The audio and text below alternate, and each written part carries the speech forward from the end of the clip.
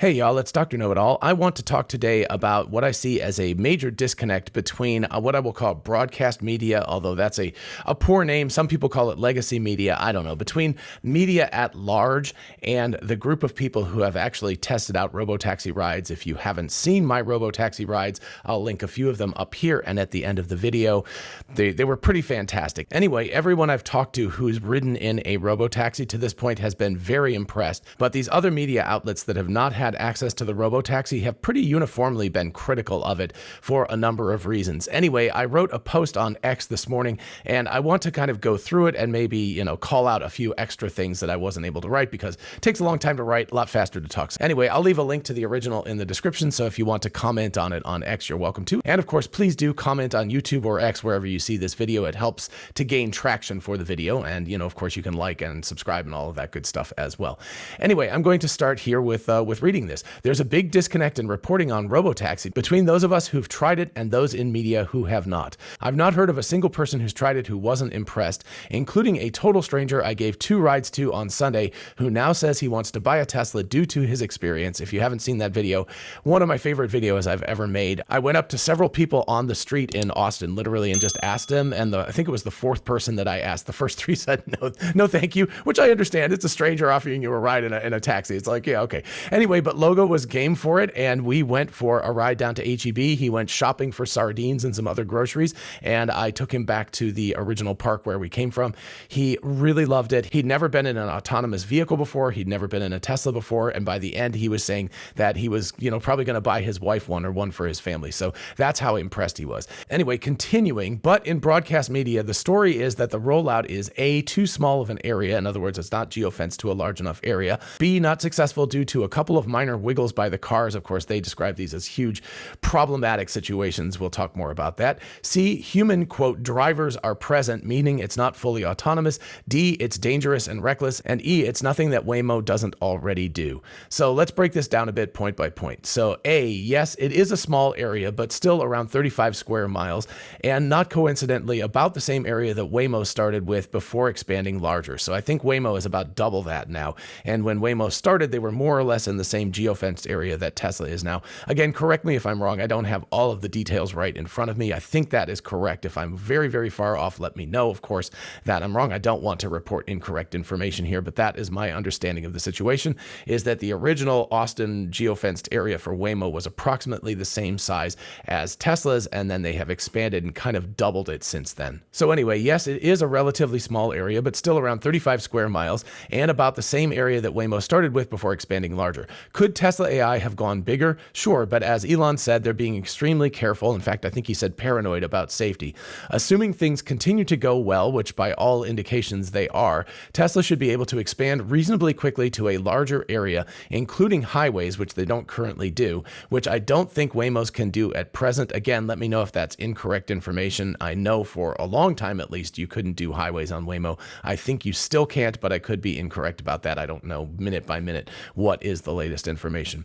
Anyway, so while the area is not yet huge, it is in line with what Waymo has done when rolling out to new cities, and Tesla has the capability to expand the area rapidly, and we'll get back to this later. Of course, that's a big factor in the difference between Tesla and Waymo. B, during my Robotaxi ride, I did see a couple of wiggles from the cars, including the one that I noticed the most, which was within the first minute of my very first ride. But in my case, and all that I have seen, in other words, the videos I've seen from other people, the car corrected itself without danger and without human intervention. Does this indicate that the cars are dangerous or not performing correctly? You can judge from the footage, but from my experience, I would say no. The cars are acting just fine, and the minor wiggles are just that, minor wiggles. There's nothing outrageous or inherently dangerous about the cars doing what they're doing. And as a footnote here, I said I have all 10 of my Robotaxi rides recorded in full.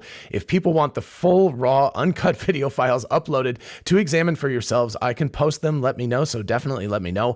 I can make a playlist that's just like raw, uncut Robotaxi rides or something, and you can see for yourself whether it did anything wrong. I have no cuts in them, of course, because I just, when the ride started, I started recording. When it finished, I finished recording, and that's it. It's just a full video. So definitely let me know in the comments if you are interested in having a playlist with all of these raw, uncut videos. So now to point C, are humans in the front passenger seat? Yes, of course, there are safety monitors. Are they driving the car? No, of course not. There would be no way for them to do this. They are safety monitors with access to some sort of kill switch on the passenger door handle. You could see them holding that handle, sometimes gripping it a little bit tightly. It was kind of funny. And some basic controls on the screen, for example, stay in lane and pull over. We passengers, interestingly enough, also had access to the pull over button from our rear screen. I would assume if you were uncomfortable or if you just changed your mind about where you were going, you could press the pull over button and the car would pull over safely to the side of the road.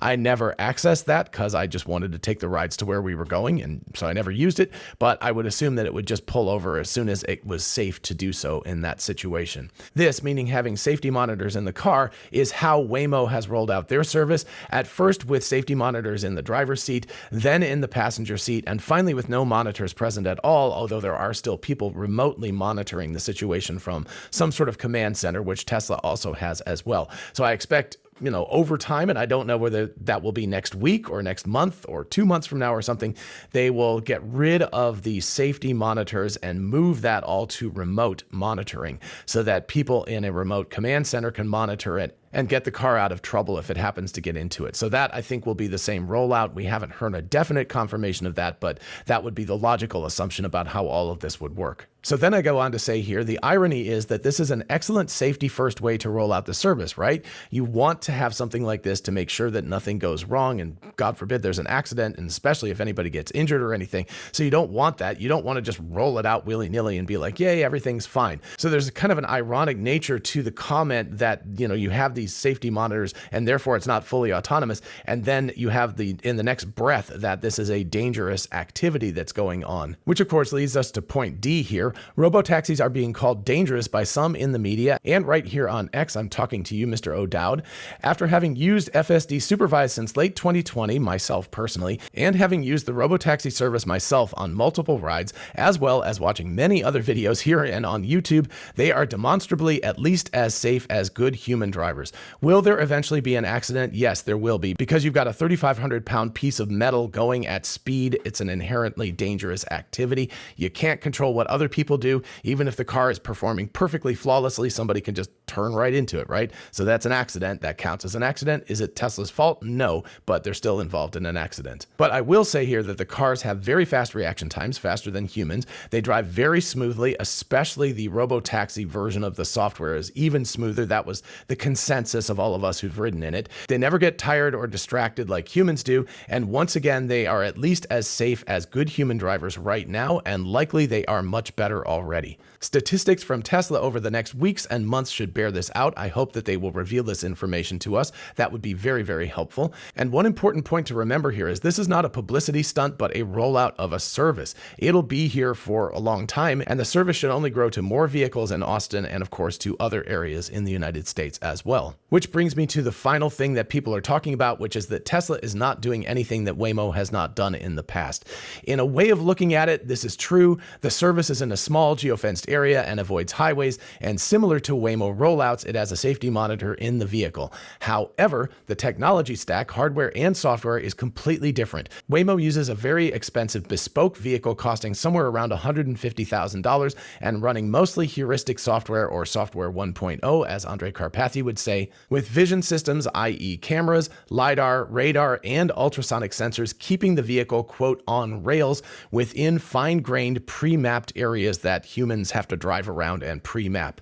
Tesla, on the other hand, uses commodity cars, in other words, the cars that they are rolling out for us regular consumers, costing around $35,000 to build using vision only. I know the cars sell for like $45,000, but the approximation is it's about $35,000 to build a Model Y. Why does Tesla use vision only? It's not an expense thing. Many people say, oh, it's just because Tesla's trying to save money. That is not the case at all. Rather, it's a safety and performance thing. It has to do with sensor fusion. I have done many other videos on this topic in the past. If you want me to do another video or another post about that in the future, just let me know in the comments. In addition to the hardware difference, Teslas run on end-to-end neural networks, in other words, software 2.0, as Andre Carpathy has defined it, not heuristic code. And they do not require fine-grained mapping. They just use Google Maps' data that all of us have access to with our GPS devices like our phones or our Teslas, etc. The consequence of this is that scaling the Robotaxi service from Austin to Dallas to San Antonio to Los Angeles to Phoenix to San Francisco and on will be straightforward. They will use the cars that they can produce by the hundreds of thousands a year and the same software that they already have, of course, a new version and a new version and a new version, with no need to create finely grained mapping of the area first. And again, a footnote down here, did Tesla overfit their software to Austin? Yes, they did. The evidence indicates this, but this was their first foray into doing fully autonomous rides. So they were being, extremely careful. And of course, they don't have data about the results yet. They don't know how the software is going to perform. So they want to be extra, extra careful. The evidence suggests that they will be able to move away from this level of pre-production over time. But even if it's not, even if they can't do that, it's much faster to fine-tune software to a given area than it is to do that, plus all the fine-grained mapping of the area like Waymo has to do before they move into a new city, and then they have to keep redoing it and redoing it and redoing it, whereas Tesla really doesn't have to do that. They're able to use this overfit neural network in the Austin area and gather more data and then do more training. Joe Tegmeyer said that recently he has seen the Giga Texas cooling fans for their Cortex cluster just going crazy recently, which indicates they may already be pulling in the data from their first couple of days of Robotaxi service, using that data to train an even better model to do better in the future and roll it out to these taxis as quickly as possible. So that's the speed of iteration we can expect, and we should expect the service to get better and better very quickly because, again, we've got commodity hardware and the software can be uploaded to the vehicles extremely quickly over the air without having to do anything special. So the Robotaxi service that we experienced Sunday, Monday, Tuesday, etc., should be the worst that the Robotaxi ever is. It should only get better from there. And that, again, allows Tesla to expand their service much more rapidly than Waymo can. So anyway, this fundamental difference between Tesla and Waymo will allow Tesla to expand the service nationally more quickly than Waymo by about an order of magnitude or maybe even more. This, in the end, is what makes the Robotaxi truly special. It's not the Austin rollout, it's the speed that it will be able to roll out to the rest of the country. And as a note, let's not forget that those of us who own a hardware for Tesla can and should have access to the same unsupervised rides as these taxis soon, right? This should be something that within a couple of months, I would expect by the end of the year at the latest, Tesla should release a software version that should allow us as just owners of these Teslas under many circumstances, in other words, things like sunny days, not too rainy, stuff like that, it should be unsupervised at that point, which will allow us basically to have private robotaxis that we can take to work or to the grocery store and not have to drive ourselves. That will be a really big deal, and that, again, is massively different than Waymo. That's something that Waymo could never do. So finally, that gets us to why is broadcast media so anti-Tesla? I'll leave that to you to decide. I have a feeling that there is a bias against Tesla, both for the company itself. There's just traditionally been a bias against Tesla for, over a decade at the very least, I think more than that. So there's been this kind of laughter at Tesla and then this antagonism towards Tesla and then a grudging respect for Tesla in each area that they keep competing in. Previously, we were in the laughing at Tesla phase because everyone was like, haha, it's never going to come. It's never going to come. Elon's wrong about this stuff. Now we're in the full antagonism mode for broadcast media. Broadcast media has decided that Tesla's service is not as good as Waymo, and they're going to hammer that home and make sure that people watching their shows are convinced that Tesla is unsafe and doing nothing very new at all the while Tesla is actually changing the nature of autonomous driving, much to the future benefit of humanity. So I would say after having experienced Robotaxi that I feel the future is extremely bright for Tesla and for those of us interested in autonomous taxis and safety. Remember that these cars are already arguably safer than human drivers, even good human drivers, and over time will get better and better and better, and will simply be much safer than human drivers. There will come a day when humans won't be allowed to drive anymore because we will be considered dangerous to be on the road. We'll have to go to like some sort of raceway or something like that if we want to drive a car ourselves, because it will be determined that humans are so unsafe driving versus these autonomous solutions that we shouldn't be allowed on the roads. And that day will be much better for humanity. That will reduce deaths and injuries and give us back time in our lives to do other things besides sitting in a seat and moving our feet and moving a wheel back and forth and you're just wasting that much of our lives. It will give us safety and it will give us a big chunk of our lives back to do other things that are more enjoyable than driving.